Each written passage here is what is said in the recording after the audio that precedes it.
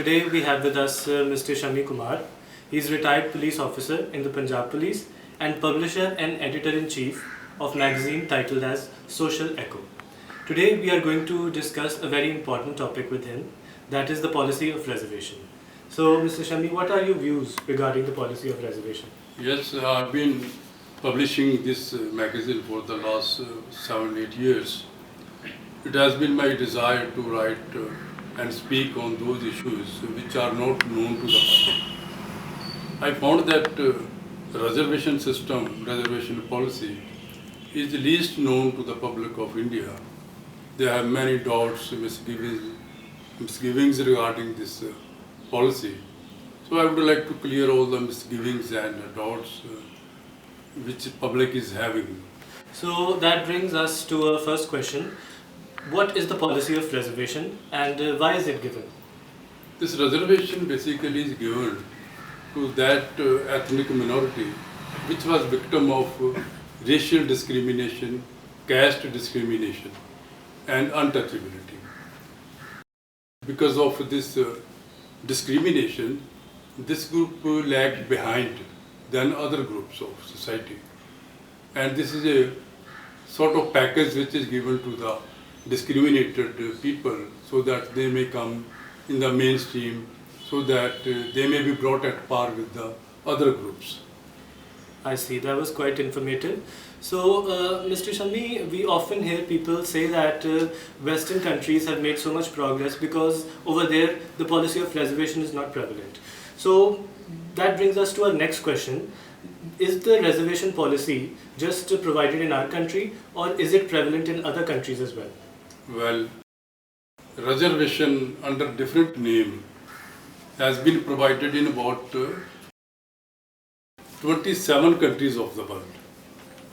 Very interestingly, the first country where it had been introduced is USA, and John F. Kennedy had provided a reservation to the black people who were ethnic minority and they were victim of racial discrimination and caste discrimination. They lagged behind.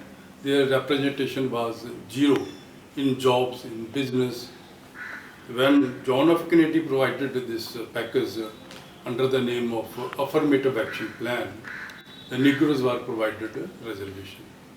In USA, since in USA it is called Affirmative Action Plan, in Canada, South America, Brazil, this reservation is having a name of employment equity.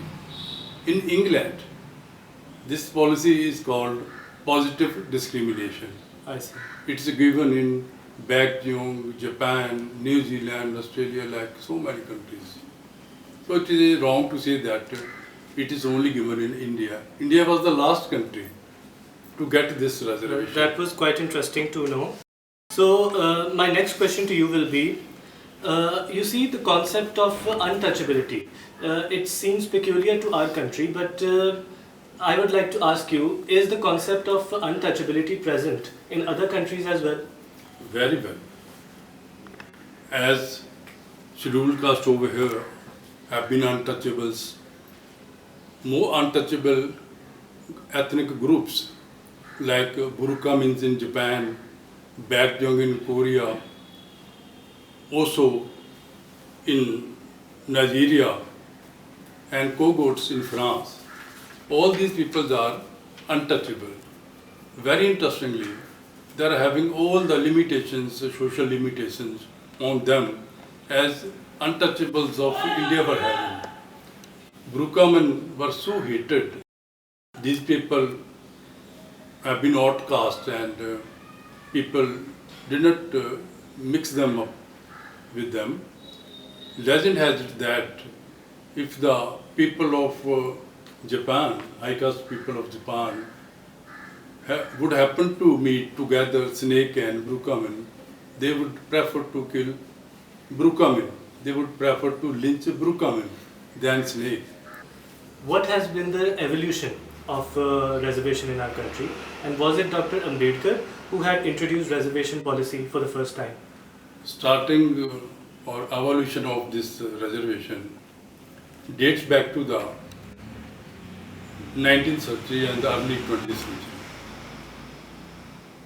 because of the spread of education in South India, non-Brahmins got themselves educated and they were organized.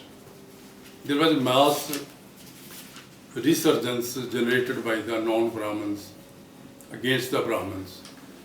They were of the view that Brahmins were getting disproportionate representation, whereas this representation should have been given in proportion to the population.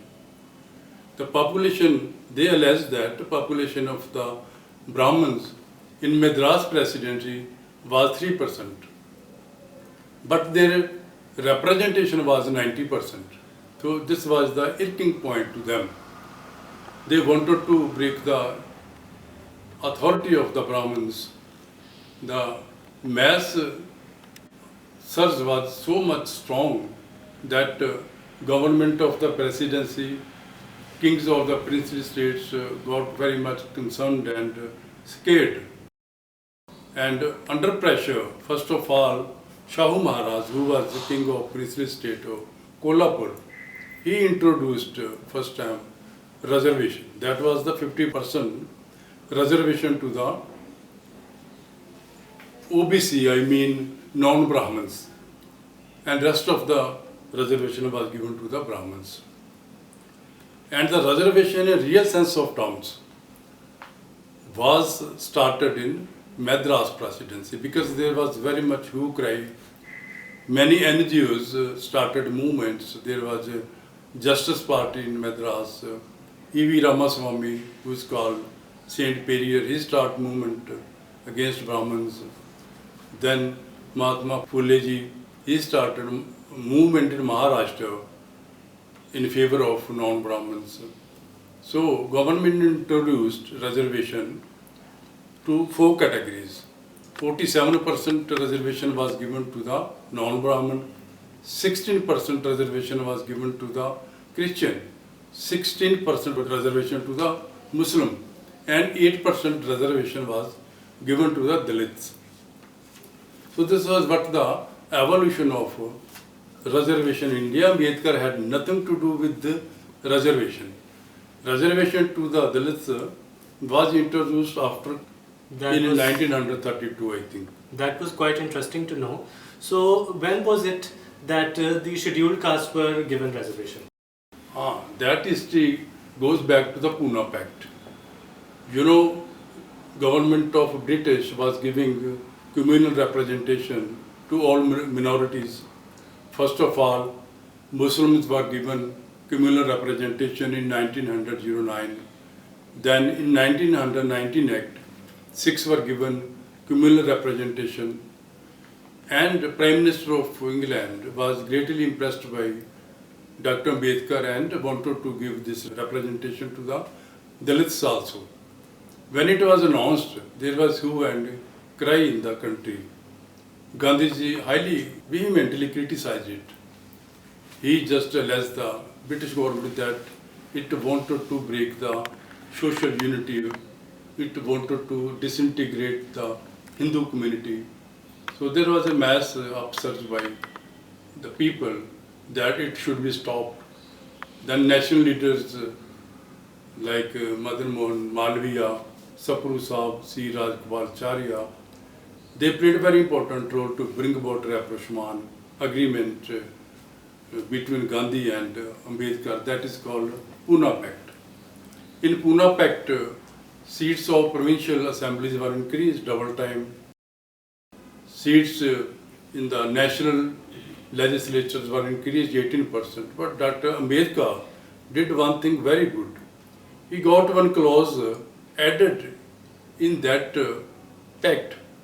Under that clause, scheduled castes were to be given a reservation in employment and education institutions. That was the birth of reservation to the Dalits. When, all these proceedings of the agreement, Pune Pact, were included in the Act of 1935.